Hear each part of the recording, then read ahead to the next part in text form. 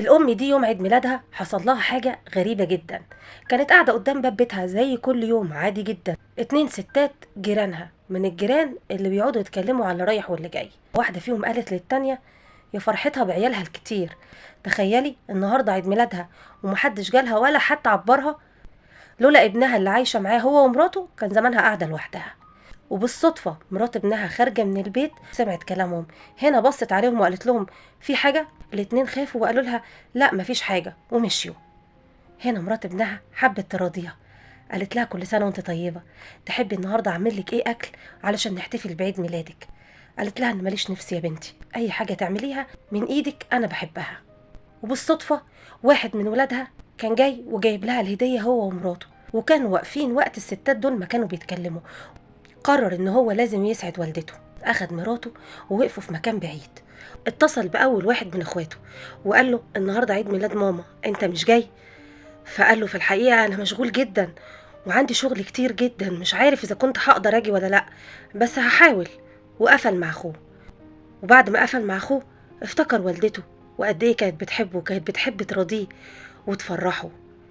هنا الاخ قال لزوجته للاسف اخويا مش عارف ظروفه. قالت له كلم اخوك التاني بسرعه.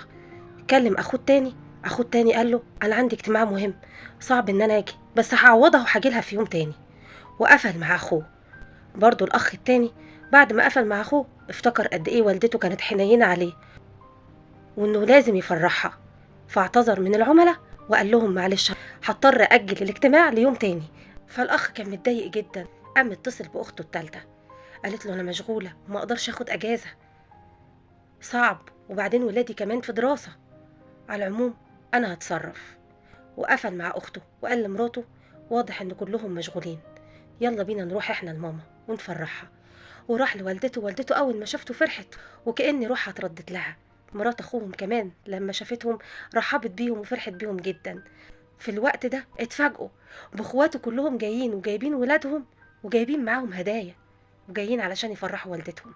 كلهم بيحبوا والدتهم وسابوا كل حاجة علشان يفرحوها. الأم شافتهم وفرحت، كل واحد فيهم قال لها كلمة يعبر بيها عن اللي جواه وقد ايه هو بيحبها وقد ايه هي تعبت علشانه. وفرحوها ورفعوا راسها قدام الجيران بأنها تعبت وشقيت وولادها فعلا يستاهلوا. وبالوالدين إحسانا. كل سنة وانتم طيبين، ودعوة حلوة لوالدك ووالدتك، وصلوا على النبي في التعليقات.